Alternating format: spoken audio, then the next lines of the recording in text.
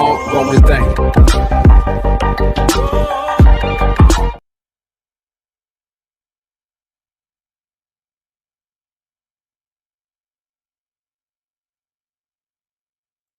Hi friends, എല്ലാവർക്കും daily English class റൂമിൻ്റെ പുതിയൊരു വീഡിയോയിലേക്ക് സ്വാഗതം. ഇന്നത്തെ ക്ലാസ്സിൽ നമ്മൾ 9ാം ക്ലാസ്സിൻ്റെ ഇംഗ്ലീഷ് ക്വസ്റ്റ്യൻ പേപ്പറാണ് ഡിസ്കസ് ചെയ്യാൻ പോകുന്നത്. അപ്പോൾ നമ്മൾ ഈ ഒരു വീഡിയോ ആരംഭിക്കുന്നതിന് മുമ്പ് നിങ്ങൾ ആദ്യമായിട്ടാണ് ഈ ചാനൽ കാണുന്നതെങ്കിൽ ഈ ചാനൽ ഒന്ന് സബ്സ്ക്രൈബ് ചെയ്യുക, ഈ വീഡിയോ ലൈക്ക് ചെയ്യുക, നിങ്ങളുടെ ഫ്രണ്ട്സിന് ഈ വീഡിയോ ഒന്ന് ഷെയർ ചെയ്ത് കൊടുക്കുകയും ചെയ്യുക. അപ്പോൾ നമുക്ക് ക്വസ്റ്റ്യൻ പേപ്പറിലേക്ക് പോകാം. ഒന്നാമത്തെ ചോദ്യം റീഡിംഗ് കോംപ്രിഹെൻഷനായിട്ട് ബന്ധപ്പെട്ട ചോദ്യമാണ്. 1 മുതൽ 5 വരെയുള്ള ചോദ്യങ്ങൾ ഓരോ മാർക്കിൻ്റെ ചോദ്യങ്ങളാണ്. Read the except from Tolstoy farm and answer the questions that follow.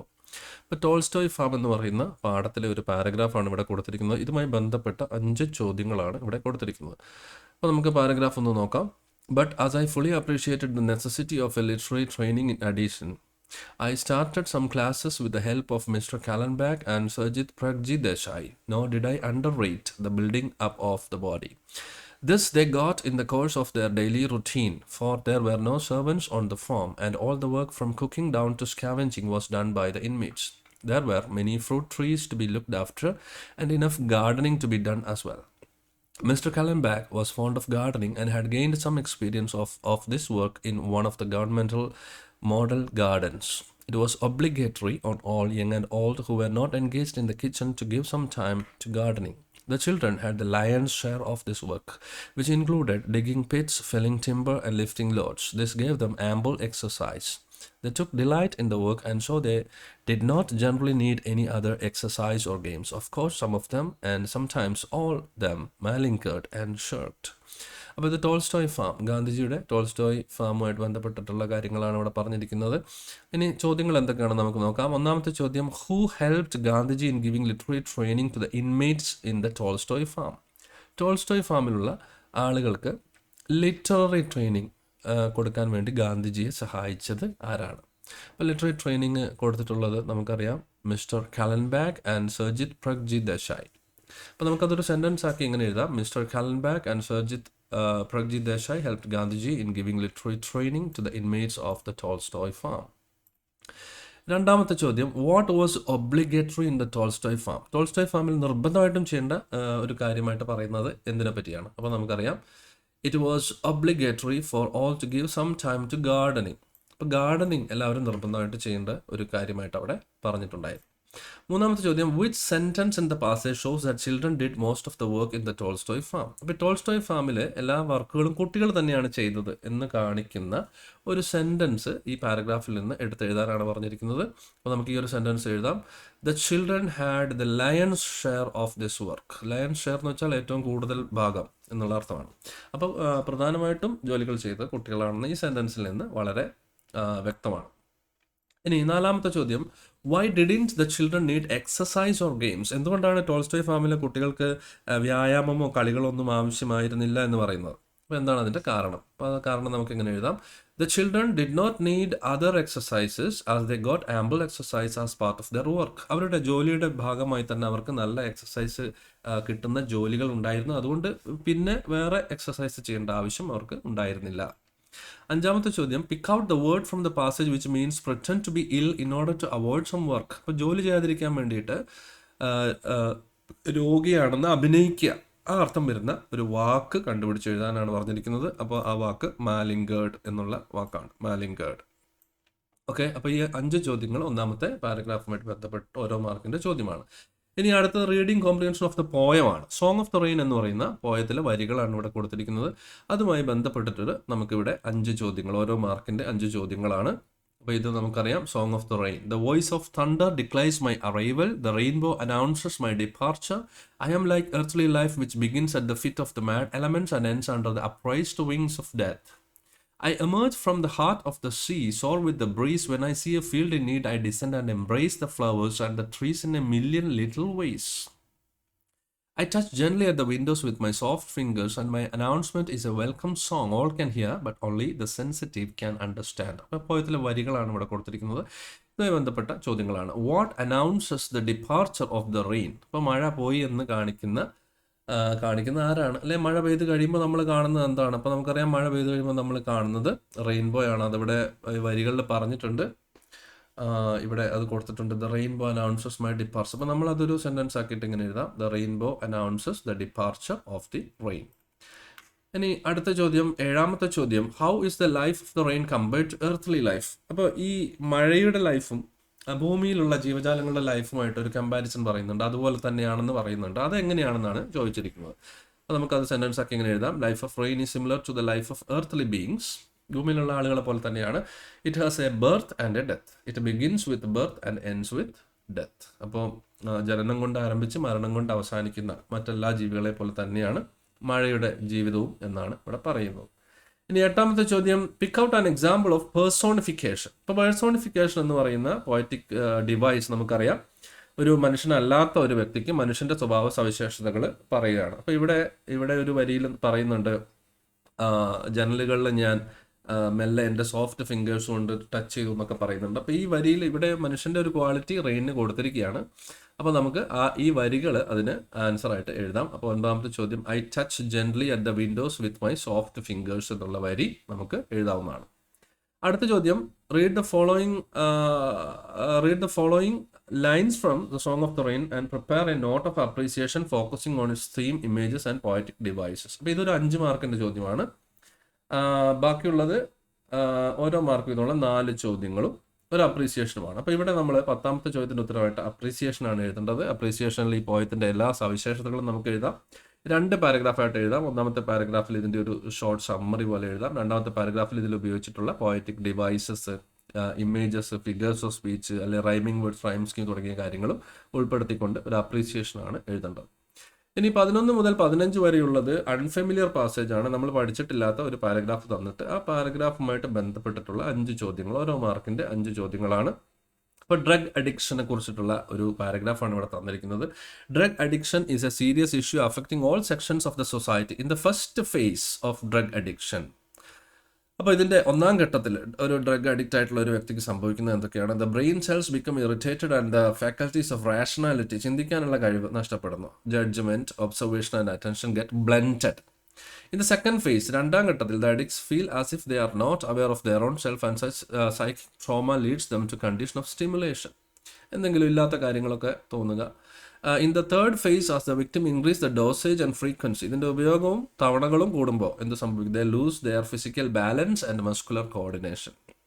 The addiction then becomes a prisoner the addicts then become a prisoner of confusion, ആകെ ഒരു കൺഫ്യൂഷനായി മാറുന്നു. ഡ്രഗ് അഡിക്ഷൻ ഡിസ്റ്റോർട്സ് ഫാമിലി ടൈസിലെ, കുടുംബത്തെ നശിപ്പിക്കുന്നു. And causes family disorganisation, creating marital discord and divorce.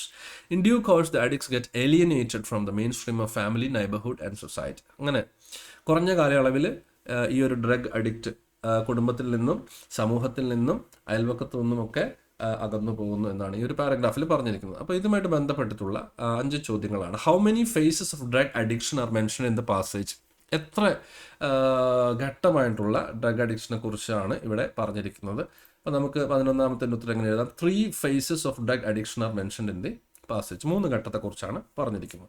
12ാമത്തെ ചോദ്യം, in which phase of addiction does the victim get blended in judgment and observation? ഏത് ഘട്ടത്തിലാണ് ഈ കൃത്യമായിട്ടുള്ള ഒരു ജഡ്ജ്മെന്റ് എടുക്കാൻ പറ്റാത്തൊരവസ്ഥ ഉണ്ടാകുന്നതെന്നാണ് ചോദ്യം. അപ്പോൾ അത് ഫസ്റ്റ് ഫേസിലാണ്, 1ാം ഘട്ടത്തിലാണ് സംഭവിക്കുന്നത്. ഇനി അടുത്ത ചോദ്യം, what is the condition of drug addiction during the second phase of addiction? ഇനി 2ാം ഘട്ടത്തിൽ എന്താണ് സംഭവിക്കുന്നത് എന്നാണ് ചോദിച്ചിരിക്കുന്നത്. അപ്പോൾ 2ാം ഘട്ടത്തിൽ, in the second phase of addiction the addicts feels as if they are not aware of their own self, അവരെക്കുറിച്ചുള്ള ഓർമ്മ നഷ്ടപ്പെടുകയാണ് ചെയ്യുന്നത്. ഇനി 14ാമത്തെ ചോദ്യം, how does drug addiction affect family? കുടുംബത്തെ എങ്ങനെയാണ് ഡ്രഗ് അഡിക്ഷൻ ബാധിക്കുന്നത് എന്നാണ് ചോദിച്ചിരിക്കുന്നത്. Drug addiction distorts family ties and causes family disorganisation, creating marital discord and divorce. The addicts get separated from family, neighbourhood and society. അയാൾ ഒറ്റപ്പെടുന്നു എന്നുള്ള കാര്യമാണ്. ഇനി 15ാമത്തെ ചോദ്യം, suggest a suitable title to the passage. ഈ പാസേജിന് യോജിക്കുന്ന ഒരു ടൈറ്റിൽ കൊടുക്കാനാണ് പറഞ്ഞിരിക്കുന്നത്. അപ്പോൾ നമുക്ക് ഇഷ്ടമുള്ള ഏതെങ്കിലും ഒരു ടൈറ്റിൽ കൊടുക്കാം. Drug addiction and its results, അല്ലെങ്കിൽ the plight of a drug addict. അങ്ങനെ നമുക്ക് ഇഷ്ടമുള്ള ഒരു ടൈറ്റിൽ ഇവിടെ കൊടുക്കാവുന്നതാണ്. 16ാമത്തെ ചോദ്യം, 17 ചോദ്യങ്ങൾ ഏതെങ്കിലും ഒരെണ്ണമാണ് എഴുതേണ്ടത്. ഇതൊരു എസ്എ ക്വസ്റ്റ്യൻ ആണ്, 7 മാർക്കിൻ്റെ ചോദ്യമാണ്. അപ്പോൾ നമ്മളൊരു 1.5 എഴുതേണ്ട ഒരു ചോദ്യമാണ്. ഒന്നെങ്കിൽ നമുക്ക് ഈ ഒരു റൈറ്റപ്പ് എഴുതാം. Prepare a write up on the topic causes and effects of climate change based on the speech climate change is not hysteria, it's a fact by Leonardo DiCaprio. അപ്പോൾ ലിയനാർഡോ ഡികാപ്രിയോ നടത്തിയ പ്രസംഗവുമായി ബന്ധപ്പെട്ട് ക്ലൈമറ്റ് ചേഞ്ചിൻ്റെ കാരണങ്ങളും അതുപോലെ തന്നെ അതുകൊണ്ടുണ്ടാകുന്ന ഫലങ്ങളെ കുറിച്ചും ആണ് എഴുതാൻ പറഞ്ഞിരിക്കുന്നത്. കുറച്ച് ഹിൻസ് ഒക്കെ ഇവിടെ കൊടുത്തിട്ടുണ്ട്. Fossil fuels largest contributor to climate change, global warming, industrial emission disrupts balance of nature, intense droughts, extinction of species, health hazards, poverty and displacement. അപ്പോൾ ഈ ഒരു റൈറ്റപ്പ് നമുക്ക് ഈ പറയുന്ന ഹിൻസ് ഒക്കെ ഉപയോഗിച്ചുകൊണ്ട് എഴുതാം, പോയിന്റ്സ് ഒക്കെ ഉപയോഗിച്ചുകൊണ്ട് എഴുതാവുന്നതാണ്. അല്ലെങ്കിൽ നമുക്ക് 17ാമത്തെ ചോദ്യമായുള്ള നറേറ്റീവ്, ഒരു വിവരണം കൊടുക്കാം. Julian Koepcke was the sole survivor of the plane crash, she enjoyed the dreadful ordeal in the jungle. ഇവരുടെ അനുഭവം, ഇവരെങ്ങനെ ഈ കാട്ടിലകപ്പെട്ടു, അതുപോലെ പ്ലെയിൻ ക്രാഷിൽ നിന്ന് രക്ഷപ്പെട്ട് കാട്ടിൽ വന്നപ്പോൾ അതിനെക്കുറിച്ച്, അവരുടെ എക്സ്പീരിയൻസിനെ കുറിച്ച് ഒരു വിവരണം എഴുതാനാണ് ചോദ്യം. അപ്പോൾ ഇതിൽ ഏതെങ്കിലും ഒരെണ്ണം ആണ് എഴുതേണ്ടത്. ഇനി 18 മുതൽ 20 വരെയുള്ള 3 ചോദ്യങ്ങളിൽ ഏതെങ്കിലും 2 എണ്ണമാണ് എഴുതാൻ പറഞ്ഞിരിക്കുന്നത്. Mr. Dikshit and grandmother happened to meet each other at the construction site on Dharmagiri Mountains. Prepare a likely conversation between grandmother and Mr. Dikshit. Mister ദീക്ഷിത്തും ഗ്രാൻഡ്മദറും തമ്മിലുള്ള ഒരു കോൺവെർസേഷനാണ്. 5 മാർക്കിൻ്റെ ചോദ്യമാണ്. അതുകൊണ്ട് 5 എക്സ്ചേഞ്ചസ്, അതായത് 10 വരികൾ നമ്മുടെ ഈ ഒരു കോൺവെർസേഷനിൽ ഉണ്ടാവണം. അതുപോലെ 19ാമത്തെ ചോദ്യം, ഒരു ചെറിയ പാരഗ്രാഫ് തന്നിട്ട് ഈ പാരഗ്രാഫിൽ നിന്ന് നമുക്ക് ഉത്തരം കിട്ടുന്ന രീതിയിലുള്ള 5 ക്വസ്റ്റ്യൻസ് തയ്യാറാക്കാനാണ് പറഞ്ഞിരിക്കുന്നത്. Prepare 5 questions based on the passage given below, 1 has been done for you. ഒരെണ്ണം ഇവിടെ മോഡൽ കൊടുത്തിട്ടുണ്ട്. What did the package contain. അപ്പോൾ ഈ ഒരു പാരഗ്രാഫിൽ നിന്ന് നമുക്ക് എന്തൊക്കെ ചോദ്യങ്ങൾ ചോദിക്കാൻ പറ്റുന്ന ചോദ്യങ്ങൾ ഒരു 5 എണ്ണം എഴുതാൻ പറഞ്ഞിട്ടുണ്ട്. ഈ ഒരെണ്ണം മോഡലായിട്ടും കൊടുത്തിട്ടുണ്ട്. The next morning I crawled out slowly because everything swarmed dizzily before me. I saw a small package and opened it. It contained some sweets and Christmas cake. I tasted the cake and dropped it. It was shocking and wet and revolting. Then I picked up a long stick to which to probe the ground to avoid snakes, poisonous spiders and ants. My parents had taught me about the perils of the jungle in the years we had lived in it. That it is not the big animals that are most dangerous, but the snakes and insects. അപ്പോൾ ഇത് the jungle air crash എന്നുള്ളതിൽ ഒരു passage തന്നെയാണ്. ഇതിൽ നമുക്ക് എന്തൊക്കെ ചോദ്യങ്ങൾ ഉൾപ്പെടുത്താം, ഇതിൽ നിന്ന് ഉൾപ്പെടുത്താൻ കഴിയുന്ന ചില ചോദ്യങ്ങൾ. അപ്പോൾ ഒരു 5 എണ്ണം മോഡൽ ചോദ്യങ്ങൾ ഇവിടെ കൊടുത്തിട്ടുണ്ട്. നമുക്ക് ഇതിൽ ഏത് വേണമെങ്കിലും അല്ലെങ്കിൽ വേറെ ഏതെങ്കിലും ക്വസ്റ്റ്യൻസോ നമുക്ക് എഴുതാം. Why couldn't Julian eat the cake. അപ്പോൾ ഇവിടെ കേക്കിൻ്റെ കാര്യമൊക്കെ പറയുന്നുണ്ട്. കേക്ക് തിന്നാൻ പറ്റിയില്ല. അപ്പോൾ എന്തുകൊണ്ടാണ് കേക്ക് തിന്നാൻ പറ്റാതിരുന്നത് എന്നുള്ളത് ഒരു ക്വസ്റ്റ്യൻ ചോദിക്കാം. മറ്റൊരു ചോദ്യം, what did Julian use to probe the ground. അപ്പോൾ ഈ ഗ്രൗണ്ടിൽ എന്തെങ്കിലും അപകടങ്ങളുണ്ടോ എന്നറിയാൻ വേണ്ടിയിട്ട് എന്ത് വസ്തുവാണ് അവർ ഉപയോഗിച്ചത് എന്നുള്ള ഒരു ചോദ്യം ചോദിക്കാം. അതുപോലെ why did Julian pick A long stick. എന്തിനാണ് ഈ വലിയ വടി ഉപയോഗിച്ചത് എന്നുള്ള കാര്യം ഒരു ക്വസ്റ്റ്യൻ ആയിട്ട് ചോദിക്കാം. അതുപോലെ how did Julian get the knowledge about the perils of the jungle. ഈ കാട്ടിലെ അപകടങ്ങളെക്കുറിച്ച് ഉള്ള അറിവ് എങ്ങനെയാണ് ജൂലിയന് ലഭിച്ചത്. അപ്പോൾ അതിനൊക്കെ ആൻസർ ഇവിടെയുണ്ട്. My parents had taught me. അപ്പോൾ ഇവിടെയുള്ള കാര്യങ്ങൾ ആൻസറായിട്ട് വരുന്ന രീതിയിലുള്ള ക്വസ്റ്റ്യൻസ് ആണ് തയ്യാറാക്കേണ്ടത്. ഇനി 5ാമത്തെ ചോദ്യം, who are most dangerous in A jungle. ഒരു കാട്ടിലെ ഏറ്റവും കൂടുതൽ അപകടകാരികളായിട്ടുള്ളത് ആരാണ്. ഇതൊക്കെ ഈ പാരഗ്രാഫിൽ പറയുന്ന കാര്യങ്ങൾ തന്നെയാണ്. അങ്ങനെ 5 ക്വസ്റ്റ്യൻസ് നമുക്ക് തയ്യാറാക്കാം. 20ാമത്തെ ചോദ്യം, the grandmother in the play Listen to the Mountain was very much shocked when she heard about the tragedy in Dharmagiri. After a few days she wrote her feelings in her diary. ഇപ്പോൾ ഇവിടെ grand diary എഴുതാനുള്ള ഒരു ചോദ്യമാണ്. ഇനി 21 മുതൽ 25 വരെയുള്ള ചോദ്യങ്ങൾ, 5 ചോദ്യങ്ങളിൽ ഏതെങ്കിലും 3 എണ്ണമാണ് നമ്മൾ എഴുതേണ്ടത്. 1ാമത്തെ ചോദ്യം, Gandhiji gave utmost importance to culture of heart and building of character of the inmates of the Tolstoy farm. Prepare a letter to be sent to one of your friends describing Gandhiji's concept of education on Tolstoy farm. അപ്പോൾ ഇവിടെ നിങ്ങളുടെ ഫ്രണ്ടിന് ഒരു letter എഴുതാനാണ്. അപ്പോൾ ഇവിടെ ഒരു friendly ലെറ്ററാണ് എഴുതേണ്ടത്. ഗാന്ധിജിയുടെ വിദ്യാഭ്യാസത്തെക്കുറിച്ചുള്ള അദ്ദേഹത്തിൻ്റെ ചിന്തകളെപ്പറ്റി ഒരു ലെസൺ ബേസ് ചെയ്തുകൊണ്ട്, ടോൾസ്റ്റോയ് ഫാം എന്നുള്ള പാഠം ബേസ് ചെയ്തുകൊണ്ട് ഒരു ലെറ്റർ ഫ്രണ്ടിന് അയക്കാൻ വേണ്ടിയിട്ടാണ് ഈ ഒരു ചോദ്യം. അടുത്ത ചോദ്യം, the eco club of your school is conducting A poster exhibition based on the topic drug abuse and it's consequences. അപ്പോൾ മയക്കുമരുന്നിൻ്റെ ഉപയോഗവും അതിൻ്റെ ഫലങ്ങളും എന്നുള്ളതിനെക്കുറിച്ച് ഒരു പോസ്റ്റർ എക്സിബിഷൻ നിങ്ങളുടെ സ്കൂളിൽ നടത്തുന്നു.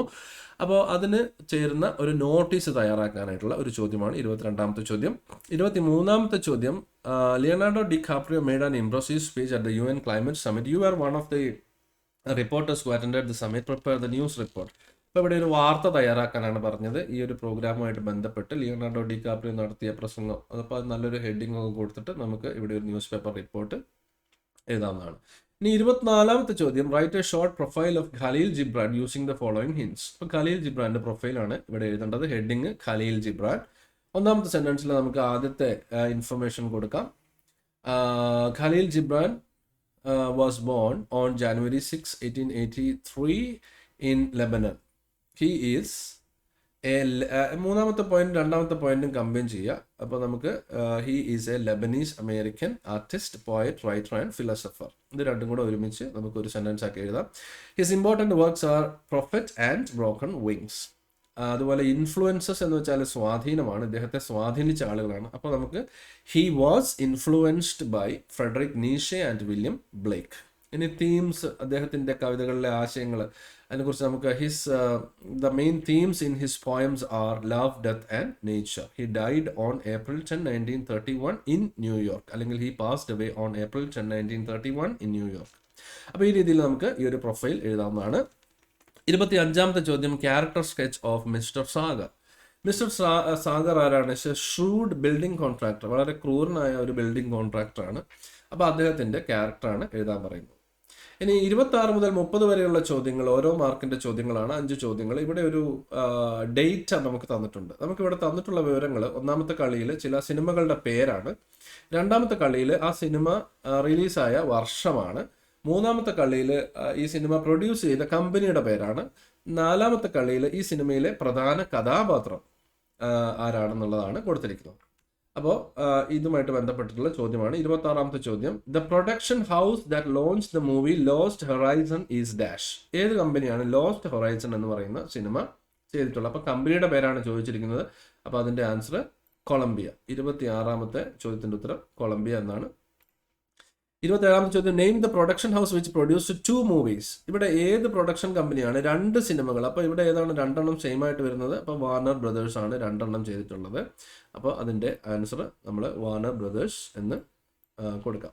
28ാമത്തെ ചോദ്യം, which movie was made in the year 1948? 1948 ഇറങ്ങിയ സിനിമ ഇതിലേതാണ്? അപ്പോൾ നമുക്ക് ഈ രണ്ടാമത്തെ കളിയിൽ നോക്കാൻ മനസ്സിലാവും. 1948 ഇറങ്ങിയ സിനിമ ദ സ്നേക്ക് പിറ്റ് എന്നുള്ളതാണ് ശരിയായ ആൻസർ. ഇനി അടുത്ത ചോദ്യം 29ാമത്തെ ചോദ്യം, when was the movie Here Comes the Navy released? Here Comes the Navy release ചെയ്ത വർഷം, അപ്പോൾ അത് 1934 ആണ്. ഇനി അടുത്ത ചോദ്യം, who is the main actor in the movie The Snake Pit? അപ്പോൾ ഇതിലെ പ്രധാന കഥാപാത്രം, പ്രധാന ആക്ടർ ആരാണെന്നാണ് ചോദിച്ചിരിക്കുന്നത്. Snake Pit. അപ്പോൾ അതിൻ്റെ നേരെ സ്നേക്ക് പിറ്റ് നോക്കുക, അവസാന കളിയിലെ റോബർട്ട് ബാസിയർ. അപ്പോൾ ഇതാണ് ഇതിൻ്റെ ആൻസറായിട്ട് നമ്മൾ കൊടുക്കേണ്ടത്. Columbia, Warner Brothers, Snake Pit, 1934, Robert Bassler. ഇനി 31ാമത്തെ ചോദ്യം നോക്കാം. 31ാമത്തെ ചോദ്യം ഒരു റിപ്പോർട്ടഡ് സ്പീച്ച് തയ്യാറാക്കാൻ വേണ്ടിയിട്ടാണ്. രാമണ്ണ പറയാണ്, where will the labourers stay? Sagar, we will put up temporary dwellings for them at the top of the hills. അപ്പോൾ ഇവിടെ റിപ്പോർട്ട് ചെയ്യുന്ന സമയത്ത് നമ്മൾ പ്രസന്റ് ടെൻസിലുള്ളതൊക്കെ പാസ്റ്റ് ടെൻസിലേക്ക് മാറ്റണം. അതുപോലെ സമയത്ത് കാണിക്കുന്ന വാക്കുകളുണ്ടെങ്കിൽ അത് നമ്മൾ മാറ്റണം. അതുപോലെ തന്നെ പ്രോനൗൺസ് ഒക്കെ ചേഞ്ച് ചെയ്യുകയും ചെയ്യണം. അപ്പോൾ ഇവിടെ രാമണ്ണ ഇങ്ങനെ ചോദിച്ചപ്പോൾ സാഗർ ഇങ്ങനെ മറുപടി പറഞ്ഞു എന്നുള്ള രീതിയിലാണ് നമ്മൾ എഴുതേണ്ടത്. അപ്പോൾ അതിൻ്റെ ശരിയായ ആൻസർ നമുക്ക് ഈ രീതിയിൽ എഴുതാം. Ramanna asked Sagar where the labourers would stay. ഇനി രണ്ടാമത്തെ B, Sagar replied that they would put up temporary dwellings for the labourers at the top of the hill. അപ്പോൾ ഇവിടെ ഫോർ ദ ലേബറേഴ്സ് എന്നോട് ചേർക്കുക, അല്ലെങ്കിൽ ഇവിടെ ഒരു സെൻറ്റൻസിൻ്റെ ഒരു ക്ലാരിറ്റി നഷ്ടപ്പെടുന്നുണ്ട്. അതുകൊണ്ടാണ് ഇവിടെ ലേബറേഴ്സ് വീണ്ടും ദം എന്ന് എഴുതിയാൽ ശരിയാവാത്തതുകൊണ്ടാണ് ഇവിടെ ദ ലേബറേഴ്സ് എന്ന് നമ്മൾ ചേർത്തത്. അപ്പോൾ ഇത് ഈ രീതിയിൽ നമ്മൾ അതിൻ്റെ ആൻസർ എഴുതുക. 32ാമത്തെ ചോദ്യം എഡിറ്റ് ചെയ്യാനുള്ള ചോദ്യമാണ്. അപ്പോൾ ഇവിടെ എന്തൊക്കെയാണ് ഈ പാരഗ്രാഫിലെ പ്രശ്നങ്ങളെന്ന് നോക്കാം. ഇവിടെ അണ്ടർലൈൻ ചെയ്തിട്ടുണ്ട്. എമിഷൻസ്, കമ്പനി, എൻറ്റഡ്, നെയിം ഓഫ് ദ ഡിസേർവിംഗ്. അപ്പോൾ we need to put up a price tag on carbon. അപ്പോൾ climate change is not a fact, it's not a hysteria, it's a fact എന്ന് പറയുന്ന ആ പാഠത്തിലെ ഒരു പാരഗ്രാഫാണ് ഇവിടെ കൊടുത്തിരിക്കുന്നത്. അപ്പോൾ എമിഷൻസ് എന്നുള്ളത് ഇവിടെ ഉള്ള പ്രശ്നം എന്താണെന്ന് വെച്ചാൽ സ്പെല്ലിംഗ് മിസ്റ്റേക്ക് ആണ്. എമിഷൻസ് എന്നുള്ളതിൻ്റെ ശരിയായ സ്പെല്ലിംഗ് EMISSIONS ആണ്. അപ്പോൾ എമിഷൻസ് എന്നുള്ളത് കറക്റ്റ് ചെയ്യുക. Gas and oil company, company ഇവിടെ സിംഗുലർ ഫോമാണ് ഉപയോഗിച്ചിരിക്കുന്നത്. കമ്പനി അല്ല, കമ്പനീസ് എന്നുള്ള ബഹുവചനം പ്ലൂറൽ ഫോം ഇവിടെ ഉപയോഗിക്കണം. ഇനി ഇവിടെ സിയിൽ വരുന്നത് വി നീഡ് ടു എൻറ്റഡ്. അപ്പോൾ ടുവിന് ശേഷം നമ്മൾ വെർബിൻ്റെ ഫസ്റ്റ് ഫോമാണ് ഉപയോഗിക്കുക, പാസ്റ്റ് ടെൻസ് ഉപയോഗിക്കില്ല. We need to end, END ആണ് ഇവിടെ നമ്മൾ ഉപയോഗിക്കേണ്ടത്. അതുപോലെ അടുത്തത് name of the have been given in, name of the അല്ല ദ നെയിം ഓഫ് എന്നാണ് വേണ്ടത്. അപ്പോൾ റോങ് വേർഡ് ഓർഡർ ആണ്. അപ്പോൾ ദ നെയിം ഓഫ് എന്ന് നമ്മൾ അത് കറക്റ്റ് ചെയ്ത് എഴുതുക. ഇനി അടുത്തത് they don't deserve our tax dollars, they deserve our scrutiny. ഇവിടെ ഡിസേർവിങ് എന്നാണ് കൊടുത്തിരിക്കുന്നത്, ഇപ്പോൾ ഇവിടെ വേണ്ടത് ഡിസേർവ് എന്ന് തന്നെയാണ്. അപ്പോൾ ഈ രീതിയിൽ നമ്മൾ അതിൻ്റെ ആൻസർ എഴുതുക. Emissions, companies and the name of deserve. ഈ രീതിയിൽ നമ്മളതിൻ്റെ ആൻസർ എഴുതുക. ഇനി 33ാമത്തെ ചോദ്യം, read the following passage and replace the words given in bold with right phrases from the bracket. അപ്പോൾ ഇവിടെ ഫ്രേസൽ വെർബ് ബ്രാക്കറ്റിൽ കൊടുത്തിട്ടുണ്ട്. ഇതേ അർത്ഥം വരുന്ന ഫ്രേസൽ വെർബ് നമ്മൾ എടുത്തെഴുതുക. അപ്പം മെയ്ഡ് അപ്പ് ഹിസ് മൈൻഡ് എന്ന് വെച്ചാൽ ഒരു ഉറച്ച തീരുമാനം എടുത്തതെന്നാണ്. ഗിവ് അപ്പ് എന്ന് വെച്ചാൽ ഉപേക്ഷിച്ചു. പുട്ട് അപ്പ് വിത്ത് എന്ന് വെച്ചാൽ സഹിക്കുക. ടേക്കൺ അബാക്ക് എന്ന് വെച്ചാൽ വിഷമിക്കുക എന്നൊക്കെയുള്ള അർത്ഥമാണ്. ടുക്കപ്പ് എന്ന് വെച്ചാൽ ഏറ്റെടുക്കുക എന്നുള്ളതാണ്. അപ്പോൾ ഇവിടെ Gandhiji undertook the responsibility of training the young on the Tolstoy farm. അപ്പോൾ അണ്ടർടുക്ക് എന്ന അർത്ഥം വരുന്നതാണ് ഒന്നാമത്തത്. അപ്പോൾ അണ്ടർടുക്ക് എന്ന അർത്ഥം വരുന്ന ഫ്രേസൽ വെർബ് ടുക്ക് അപ്പ് എന്നാണ്. രണ്ടാമത്തത് ബിയിൽ വരുന്നത് ടോളറേറ്റ്. ഇപ്പോൾ ടോളറേറ്റ് സഹിക്കുക എന്ന അർത്ഥം വരുന്ന ഫ്രേസൽ വെർബ് പുട്ട് അപ്പ് വിത്ത് എന്നാണ്. ഇപ്പോൾ പുട്ട് അപ്പ് വിത്ത് എന്നുള്ളത് ബിയുടെ ആൻസർ ആയിട്ട് എഴുതാം. ഇനി അടുത്തത് ഡിസൈഡഡ്, തീരുമാനിക്കുക, മെയ്ഡ് അപ്പ് ഹിസ് മൈൻഡ്. അപ്പോൾ മെയ്ഡ് അപ്പ് ഹിസ് മൈൻഡ് എന്നുള്ളത് സി കൊടുക്കുക. അടുത്തത് but Gandhiji decide not to abandon, ഉപേക്ഷിക്കുക, ഗീവ് അപ്പ് എന്നുള്ളത് ആണ്. അപ്പോൾ നമ്മൾ അതിൻ്റെ ആൻസർ ഈ രീതിയിൽ ABCD എന്ന് പറഞ്ഞ് എഴുതുക. Took up, put up with, made up his mind, give up. ഇനി 34ാമത്തെ ചോദ്യം, complete the following passage choosing suitable words given in the bracket. അപ്പോൾ ഇവിടെ ബ്രാക്കറ്റിൽ കൊടുത്തിരിക്കുന്നതിൽ നിന്ന് ശരിയായ വാക്ക് തിരഞ്ഞെടുത്ത് എഴുതുക. Dikshit is seated on a chair dash one side of the stage. അപ്പോൾ അതിൻ്റെ ശരിയായ ഉത്തരം ഓൺ ആണ്. On one side of the stage a procession dash children, a procession of children എന്നാണ് വേണ്ടത്.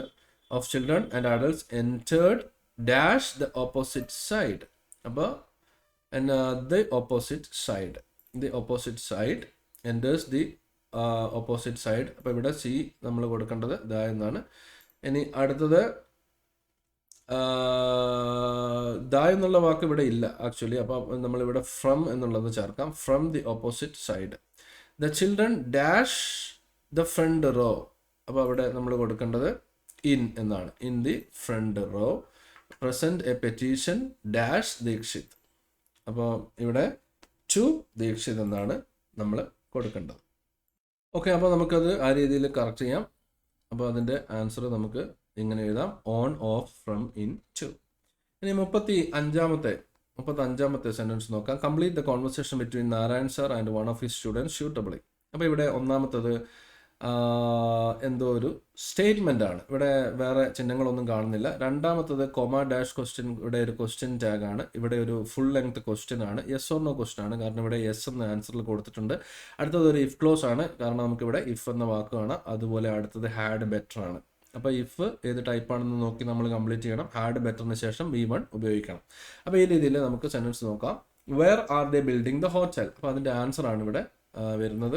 അപ്പോൾ നമുക്കിങ്ങനെ എഴുതാം, they are building the hotel on top of Dharmagiri hills. രണ്ടാമത്തത് the mountain is sacred to us.